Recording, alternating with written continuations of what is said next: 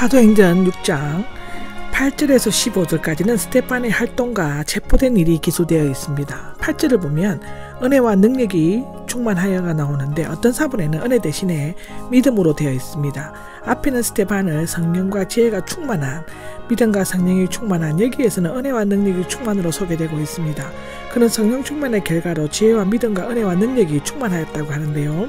큰 기사들과 표적들이 나옵니다. 구체적으로 어떤 것인지는 자세히 알 수 없습니다.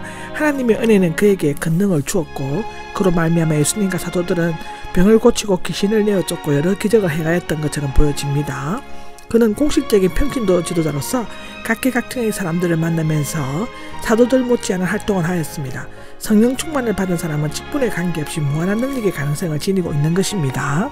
9절입니다. 9절에는 자유인이 나오는데 노예신분에서 해방된 자연민 또는 그 아들의 의미로 생각하시면 되는데요. 그들은 로마의 노예들이었지만 자유인이 된 사람들의 후손들이었으며 당시는 예루살렘에서 정착하고 있었습니다. 그들은 예배와 교육을 위한 자신들만의 해당을 가지고 있었고 약 480개 정도가 추정된다고 합니다. 한 개 해당의 단수로 사용되었으므로 2개가 간사가 둘 있으므로 5개는 5나라가 기록되었으므로라는 견해도 있습니다.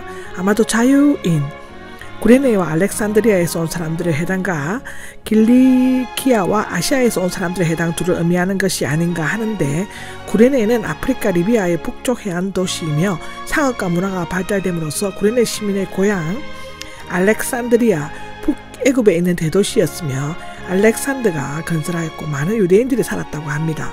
상업과 무역이 중심지였고 헬라어 70인에게 번역된 곳입니다. 길리기아라고 나오는데 소아시아의 동쪽 해안에 있고 수도인 다소는 바울의 출생지였습니다.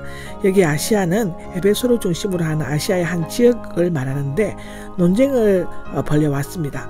헬락의 그리스도인이었던 스데반은 자유인이 된 헬락의 유대인들에게 복음을 전하려고 했던 것 같은데요. 그들은 이에 대해 강력히 반발하고 논쟁을 벌이게 되었던 것 같습니다. 사울도 다소 출신이었기 때문에 논쟁 사람들 틈에 끼어 있을 것인데 그는 스데반이 돌에 맞을 때 현장에 있었다고 성경은 기록하고 있습니다. 10절입니다. 10절에서는 맞서 대항할 수가 없었다는데 그들은 성령 충만한 스데반의 지혜로운 말과 논법을 당해낼 수가 없었습니다. 예수님께서는 성령과 지혜로 도우실 것을 약속하셨죠. 무엇보다도 스데반은 기독교 신앙의 입장에 서서 유대인에게 가장 중요한 2가지 사항, 곧 성전과 율법에 대한 새로운 이해를 제시하였습니다. 이것은 유대인들이나 유대주의자들이 도저히 받아들일 수 없는 충격적인 선포였다고 성경은 기록하고 있습니다. 11절에는 사람들을 선동하여가 나오는데 스데반은 도저히 당해낼 수 없었던 그들은 사람들을 선동하여 비겁하게 거짓 증언을 하게 했습니다. 이것은 예수님에 대해 유대인들이 고소한 내용과 비슷한데 그러나 스데반에 대한 유대인들의 증거는 거짓이었고 모함이었습니다. 선동하여는 아래로와 던지다의 합성으로서 카페처럼 바닥에 깔리거나 돈이나 어떤 제의에 의해서 자기 밑에 부리는 것을 의미한다고 합니다. 선동하다, 매수하다의 뜻인데 여기 모독하는 이 나오는데 해하다 또는 어리석다와의 말의 합성으로서 해롭게 또는 어리석게 말하다의 뜻입니다. 여기에서 모세는 하나님 앞에 동격으로 나와 있습니다. 하나님을 모독하는 것은 사형제에 해당되었는데 그것에다가 모세까지 덧붙여 모세 율법을 부정하는 것을 모독죄로 정죄하려고 하였습니다.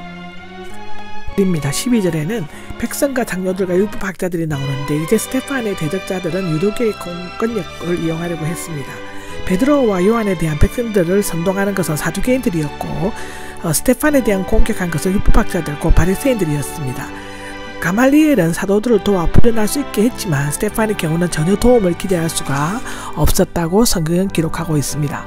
이게 부축혀서가 나오는데 손등을 일으키다의 제1부정 가거형으로 마치 지진이 일어난 듯 백성들이 한꺼번에 충동시키는 것을 나타내는데요.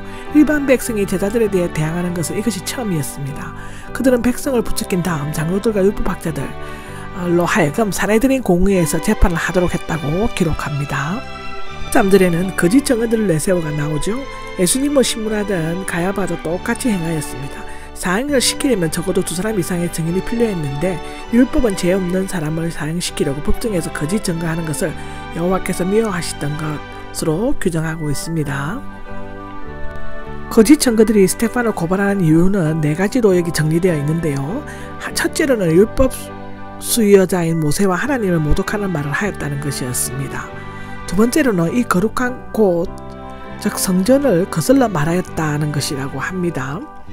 또 세 번째로는 율법을 거슬러 말하였다이고, 네 번째로는 나사렛 예수가 이곳 성전을 허물고 모세가 우리에게 물려준 가습들을 고칠 것이라고 말하는 것을 들었다라고 하는 것입니다. 예수님은 그렇게 말씀하셨고 그것 때문에 송사를 당하셨지만 실제로는 자신의 죽음과 부활을 예언하신 것이었죠. 모세가 물려준 가습들을 고칠 것이라고 말했다고 고소한 것은 예수님께서 율법과 예언자를 완전케 하려 오셨다는 말씀을 오해한 것이었습니다. 그들은 구약과 예수님의 말씀, 스데반의 말 참뜻을 이해하지 못하였고 이를 오히려 악용하여 고소하는 증거로 삼으려고 하였다고 합니다. 15절입니다. 15절에는 그의 얼굴은 마치 천사의 얼굴처럼 보였다가 나옵니다.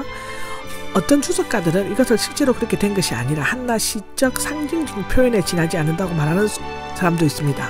그러나 이 모습을 공회에 앉아있던 사람들이 모두 다 눈여겨 쳐다보았다 라고 하는데, 즉 세밀하고 자세히 쳐다보았다는 것인데요. 시내산에서 내려온 모세와 변화산에서 예수님의 얼굴이 빛났던 것처럼 죽음을 앞둔 스데반의 얼굴에는 두려움이나 초조함을 찾아볼 수가 없었고 마치 천사의 얼굴처럼 위엄있고 평온하게 보였다는 것입니다. 이 장면은 대표적인 유대교와 성령이 충만한 기독교와의 차이점을 생생하게 묘사하고 있습니다. 이것으로서 사도행전 6장은 끝이 납니다.